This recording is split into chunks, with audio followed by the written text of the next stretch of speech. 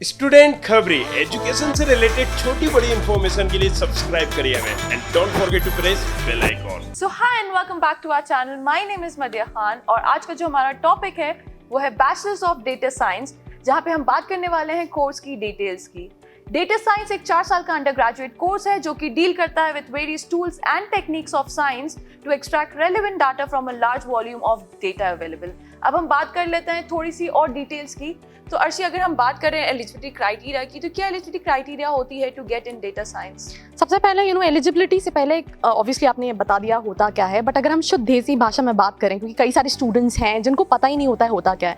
Data analytics is basically dealing with data. अगर हम किसी भी इंडस्ट्री की बात करें, भले वो फूड टैक हो, भले वो ई कॉमर्स हो, भले वो किसी भी चीज़ में हो, डेटा एक बहुत इंपॉर्टेंट रोल प्ले करता है। भले जब आप ऑनलाइन कोई चीज़ को सर्च कर रहे होते हो तो आपको रिलेवेंट चीज़ों के एड्स आना, तो यही सारी चीज़ों के उनका अरेंजमेंट, उनका स्टोरेज, उनकी डीलिंग, यही सारी चीज़ें पढ़ाई जाती हैं आपको 4 साल के कोर्स में। एलिजिबिलिटी की बात करें तो मिनिमम 50 परसेंटाइल होना चाहिए आपका 12th स्टैंडर्ड में, अगर आप जनरल कैटेगरी के स्टूडेंट हो। और अगर आप किसी रिजर्व कैटेगरी में हो तो थोड़ा सा आपको रिलैक्सेशन मिल जाता है। राइट, अगर हम ये यहाँ पर बता दूं, लेकिन एडमिशन प्रोसेस भी अलग होती है। राइट, ये तो एलिजिबिलिटी की बात बताए कि ओबीसी के लिए 45, एससी एसटी के लिए 40%, लेकिन यहाँ पर एडमिशन प्रोसेस अलग होगी। सपोज अगर आप IITs, NIT, triple ITs college जाते हो तो वहां पर जो आपकी एडमिशन प्रोसेस होगी वो 75% 12th में मिनिमम चाहिए होगा, मिनिमम, और इसके ऊपर आपको जेडब्ल्यू एडवांस भी करना होगा। राइट, सो ये डिपेंड करता है किस पे। अगर आप आईआईटीज, एनआईटी, ट्रिपल आईटीज या गवर्नमेंट फंडेड कॉलेज चाहते हो, अब अगर आप सोचो कोई ऐसा कॉलेज चाहते हो जो प्राइवेट लेवल का कॉलेज है, सपोज बीआईटी, एसआरएम या फिर मणिपाल या लवली प्रोफेशनल यूनिवर्सिटी एक्सवाईजेड, बहुत सारे ऐसे, तो उनके खुद के भी एग्जाम्स होते हैं। बिट्स पिलानी का खुद का एग्जाम्स होता है, आपको वो भी देना पड़ता है और उसको उसमें एक खुद की एलिजिबिलिटी वो डिसाइड करते हैं, आपको वो क्रैक करनी पड़ती है। अब बहुत सारे ऐसे 80% जो इंस्टीट्यूट है वो आपको सेकेंड डिवीजन में भी दे देंगे एडमिशन। तो आपको ये समझने की जरूरत है कि यार ये वेरी करता है admission process, college to college और यूनिवर्सिटी टू यूनिवर्सिटी वेरी करता है।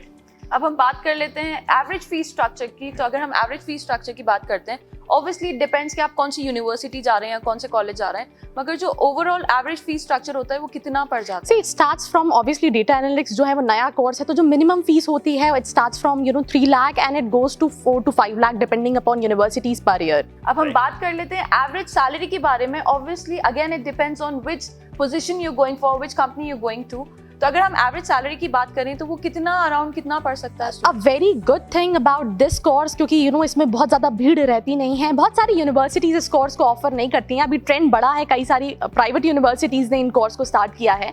बट जो इनिशियल पैकेज होता है इस स्पेशलाइजेशन में वो स्टार्ट होता है 7 लाख से अप टू 12 लाख के बीच में पैकेज जाता है, डिपेंडिंग अपॉन आपको कितना प्रैक्टिकल नॉलेज है। एंड अगेन कई सारी कंपनीज हैं, मेजॉरिटी ऑफ कंपनीज जैसे कि अमेजॉन हो गई, कैपजेमिनी हो गई, TCS हो गई, विप्रो हो गई, सिंटल हो गई, ये टॉप रिक्रूटमेंट कंपनीज हैं जो इन स्टूडेंट्स को रिक्रूट करती हैं। अब हम बात कर लेते हैं जॉब पोजीशंस के बारे में। सो रोहतक, क्या क्या जॉब पोजीशंस अवेलेबल होती हैं? राइट, जैसे कि जॉब पोजीशंस की हम बात करें तो यहाँ पर डाटा साइंस से रिलेटेड आप जितने भी करना चाह रहे हो, तो पहली चीज तो आपको ये याद रखना है कि ये कंप्यूटर साइंस से रिलेटेड ब्रांच है। सो यहाँ पर जितनी भी अपॉर्चुनिटीज मिलती हैं, जितनी भी कंप्यूटर की कंपनीज है, वो भले हम TCS बोले, टाटा या टाटा कंसल्टेंसी बोले, या फिर आप माइक्रोसॉफ्ट, आपने बहुत सारी IBM सुनी होगी, इस सभी में डाटा साइंस की भी जरूरत पड़ती है। और अपॉर्चुनिटी की बात करें तो डाटाबेस एडमिनिस्ट्रेटर आप बन सकते हैं, यहाँ पर आप बन सकते हैं डाटा एनालिस्ट और डाटा आर्किटेक्चर, फाइनेंशियल मॉड्यूलेटर, बहुत सारे ऐसे रोल रिस्पॉन्सिबिलिटीज होती हैं इन कंपनियों में, आपको की रोल मिलते हैं करने के लिए इन सभी IBM, इन्फोसिस, माइक्रोसॉफ्ट, इन सभी कंपनियों। और अगर हम बात करें तो हर प्रोफाइल के लिए पैकेजेस अलग अलग होते हैं। अगर आप डेटा आर्किटेक्ट बनते हैं तो इसमें जो इनिशियल पैकेज होता है that starts from 13 to 15 lakh के बीच में, जिसमें आप पूरे डेटे को स्टोरेज से लेके कैसे यूज कर सकते हैं, कैसे मैनिपुलेट कर सकते हैं, सारी चीजें सीखते हैं। अगर आप डेटा इंजीनियर बनते हैं तो उसमें जो इनिशियल पैकेज होता है वो 6 से 8 लाख के बीच में होता है। अगर आप डेटाबेस एडमिनिस्ट्रेटर बनते हैं तो इसमें जो सैलरी पैकेजेस होते हैं स्टार्ट फ्रॉम 7 to 10 लाख के बीच में पैकेजेस होते हैं। अब यार अगर सिलेबस की बात करें तो सिलेबस भी आपको बहुत सारे पढ़ने पड़ते हैं इसमें, लेकिन अगर मैं बता दूं कि कंप्यूटर साइंस तो होती है, उसके अलावा डाटा वेयर हाउसेस के बारे में आपको पढ़ाया जाता है, कंप्यूटर डिजाइन के बारे में, बिजनेस इंटेलिजेंस के बारे में, बिग डाटा एनालिसिस के बारे में भी आपको पढ़ाया जाता है। इसके अलावा जो कंप्यूटर साइंस की सब्जेक्ट होते हैं, सिलेबस होता है, उनमें से भी बहुत सारा मटेरियल लिया जाता है। जैसे कि आप यहाँ पर mechanical workshop, engineering, physics, theory of computation, data, मैंने एनालिटिक्स के बारे में आपको, डिस्क्रीट स्ट्रक्चर के बारे में आपको पढ़ाया जाएगा। ये सारी चीजें जिनके बारे में आपको पढ़ाया और सिखाया जाता है।